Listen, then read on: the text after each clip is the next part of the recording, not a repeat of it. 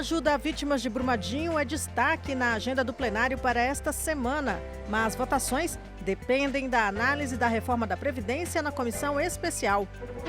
Cidades em crescimento, trânsito em colapso, 4 universidades, uma comissão da Câmara e um desafio mundial. Seminário busca alternativas para uma mobilidade urbana saudável. E conheça o projeto que quer valorizar a pimenta produzida no Brasil, aumentando a produção e melhorando a cadeia produtiva.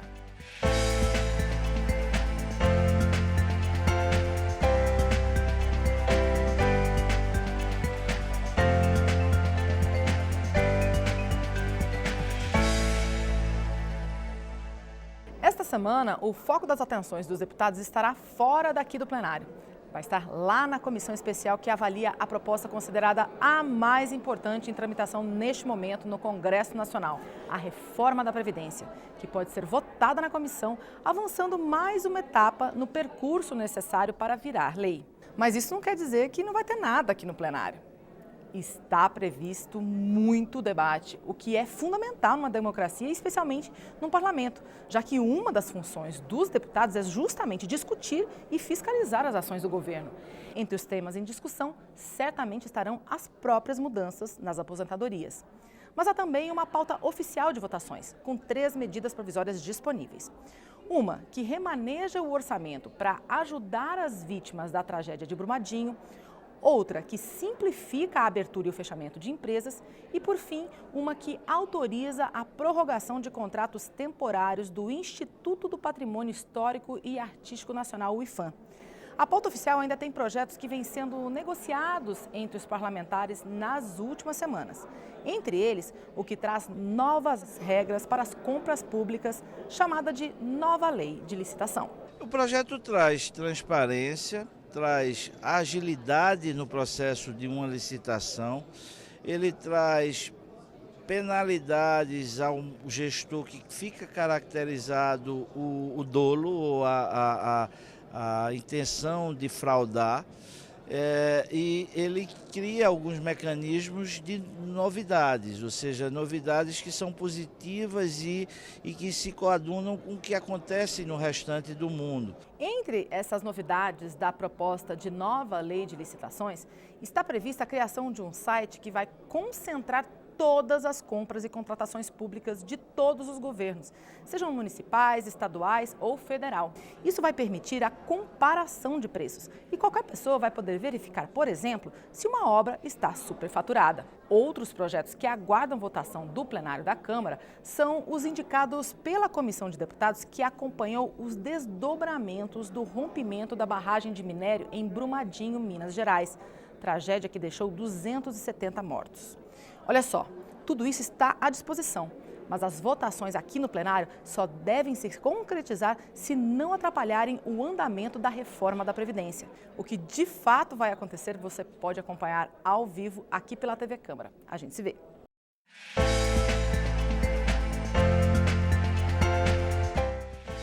Nesta semana, a comissão especial que debate a reforma da Previdência entra na reta final dos trabalhos. Pode ter votação.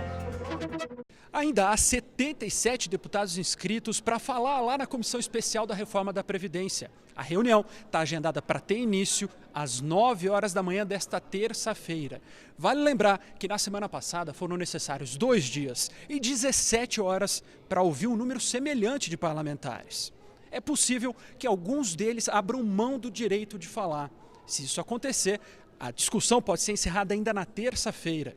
Terminada essa etapa, vem a tão esperada complementação de voto. O relator, deputado Samuel Moreira, do PSDB de São Paulo, vai apresentar o texto, já com algumas mudanças. Quais vão ser?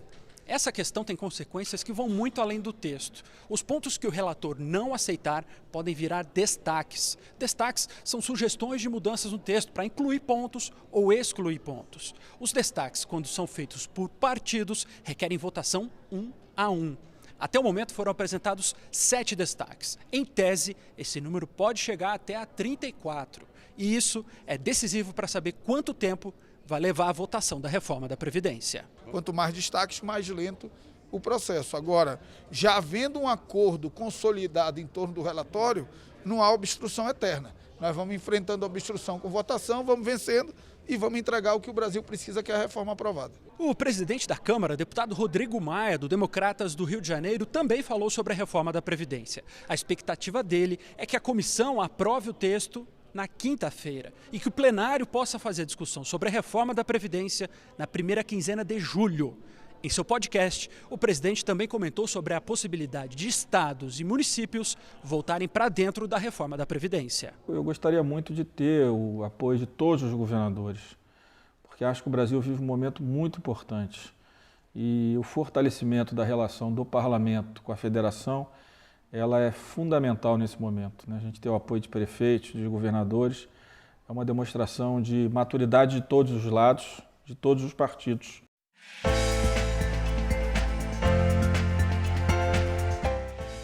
O Conselho de Comunicação do Congresso Nacional vai ouvir em 1º de julho o jornalista criador do site The Intercept.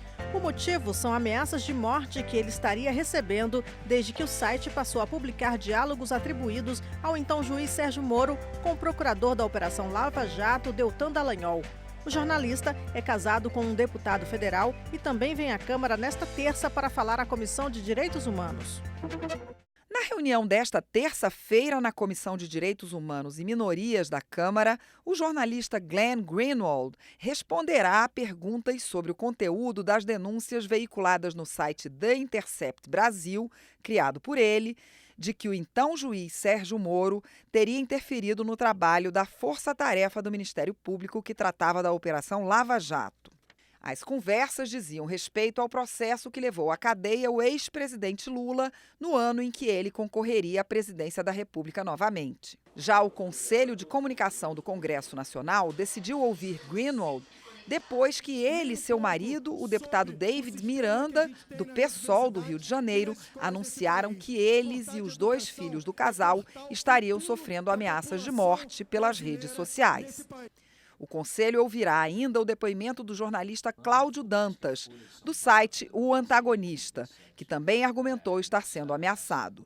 No dia marcado para as audiências, 1º de julho, também estará presente à reunião o ex-ministro do Supremo Tribunal Federal, Carlos Aires Brito. O presidente do Conselho especificou o tema que será tratado. Basicamente, é a questão das ameaças ao exercício da profissão. Não queremos entrar no mérito das informações e do debate ora posto, mas sim como desenrolar, como vemos ou como estão sendo verificadas as ameaças à liberdade de imprensa no país. E se isso cabe, e queremos ouvir os que estão, de certa forma, ameaçados ou que se dizem ameaçados da questão. Acho oportuno o debate e só aumenta a relevância do próprio Congresso Nacional de hospedar um debate dessa natureza. As reuniões do Conselho de Comunicação acontecem no Senado Federal.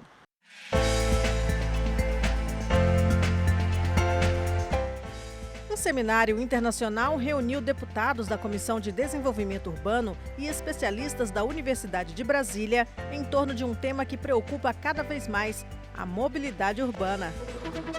Já pensou no tempo que a gente perde no trânsito dentro do carro? Em São Paulo, estima-se que o usuário, comprova-se que o usuário de transporte, mesmo individual, público, ele acaba ficando 1 mês por ano só dentro do veículo para se deslocar de casa para o trabalho. Gastar tanto tempo assim só para ir de um ponto a outro da cidade acaba com a qualidade de vida dos cidadãos. Quando não há planejamento ou alternativas para o uso do carro ou do ônibus como meio de transporte, as cidades sofrem com engarrafamentos que poluem o ar, além de roubar o tempo das pessoas. Esse trânsito maluco que acaba você ficando grande parte da sua vida em engarrafamentos por todos os lados, um trânsito estressado, as pessoas irritadas.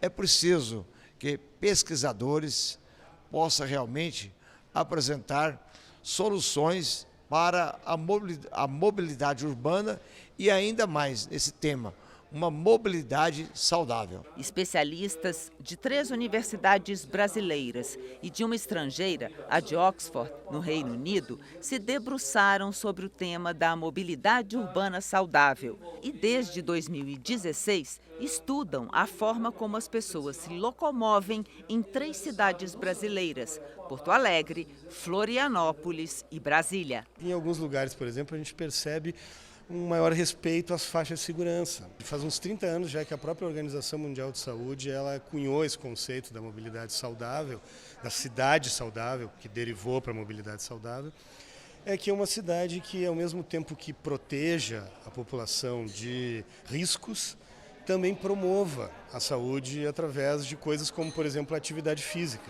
Desde que a Organização Mundial da Saúde criou o movimento Cidades Saudáveis, o debate sobre mobilidade urbana está se aprofundando em diversos países. E estudiosos estão tentando encontrar uma solução para o eterno impasse: como desenvolver as cidades sem que a população perca em qualidade de vida. Nós temos que responder uma pergunta. A gente quer o espaço público, as vias, para transportar mais gente ou para transportar mais veículos.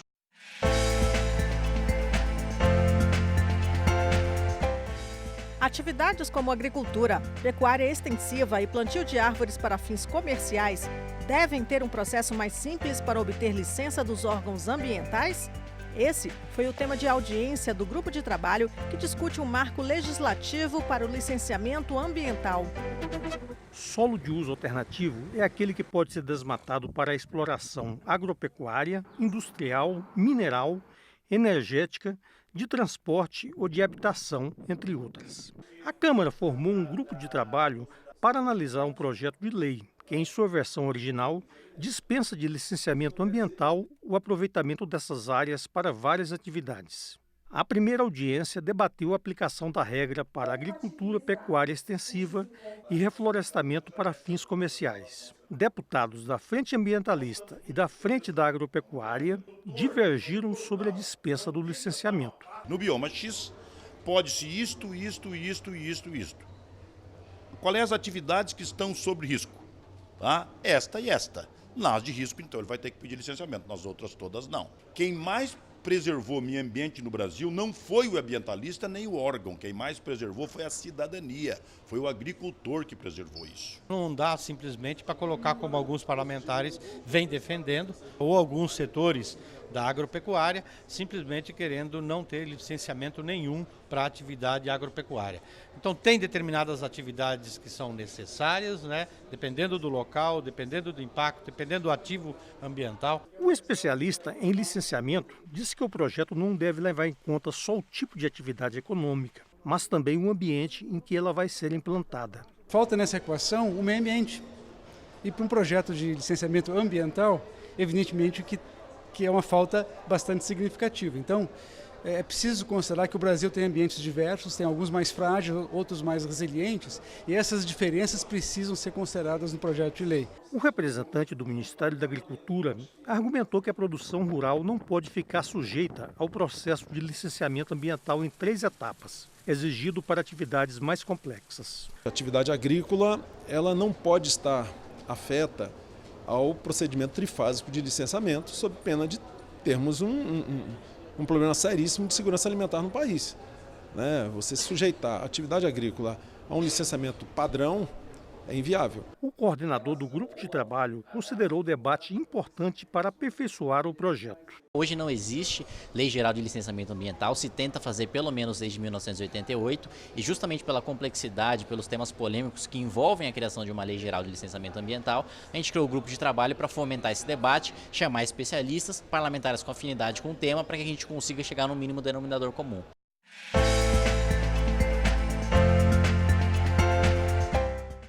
Cores, cheiros, sabores diferentes e principalmente os mais variados graus de ardência.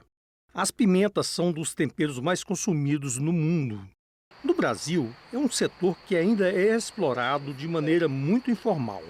Aumentar a produção, garantir qualidade e profissionalizar a cadeia produtiva do setor São alguns dos objetivos do projeto de lei aprovado na Comissão de Agricultura, Pecuária, Abastecimento e Desenvolvimento Rural.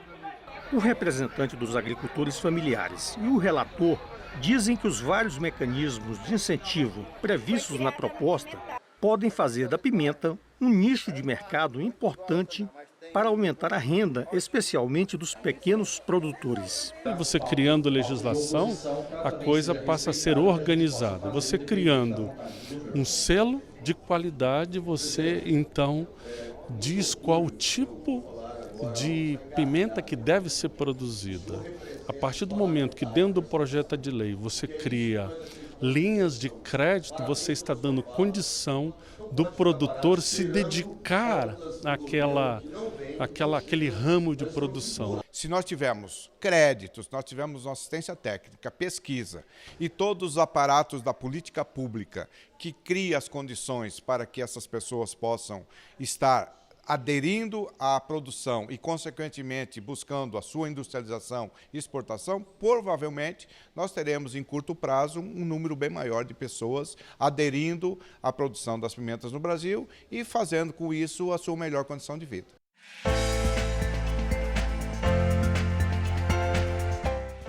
Comissão de Defesa da Pessoa com Deficiência lembrou a passagem do 21 de junho. Nesta data, é celebrado o Dia Nacional de Luta contra a Esclerose Lateral Amiotrófica, doença degenerativa que reduz a funcionalidade dos músculos. Boa parte dos convidados para o seminário, feito pela Comissão de Defesa da Pessoa com Deficiência, convivem de perto com a esclerose lateral amiotrófica, conhecida pela sigla ELA. Eles foram diagnosticados com a doença, que provoca a degeneração dos neurônios que controlam os movimentos musculares. A enfermidade avança cada vez mais, levando os pacientes à morte. Poliana e o marido queriam filhos, mas, portadora da doença, ela sabe que não existe ainda um tratamento capaz de fazer os sintomas regredirem. Para engravidar, ela participou de um programa de seleção de óvulos saudáveis em laboratório. O objetivo era evitar que seus filhos herdassem a doença. É um tratamento normal, que faz indução de óvulos, faz a retirada. É como se fosse um tratamento para a pessoa que tem dificuldade mesmo de engravidar. A única diferença é que faz um mapeamento genético de cada óvulo para ver qual óvulo que é saudável. Os meus filhos não vão ter a doença, nem ele e nem as próximas gerações dele. Especialistas e voluntários da luta contra ela consideram a seleção de óvulos útil para reduzir as chances de ocorrência futura da doença. Mas eles querem maior apoio também ao tratamento dos atuais pacientes. Existe urgência por terapias e recursos capazes de melhorar a qualidade de vida dos portadores. E também pelo avanço da pesquisa com células-tronco, que busca recuperar capacidades prejudicadas pela doença. A chance de tentar estabilizar e parar e melhorar a progressão da doença. Ter alguns movimentos de volta ou ter uma vida melhor de volta. Então, as células-tronco hoje, a pesquisa está muito avançada no Brasil, com excelentes resultados, mas precisa da verba do governo. O paciente precisa de melhor legislação que atenda às suas necessidades de saúde, às suas necessidades do bem-estar do dia a dia, de medicamentos, de aparelhos, né?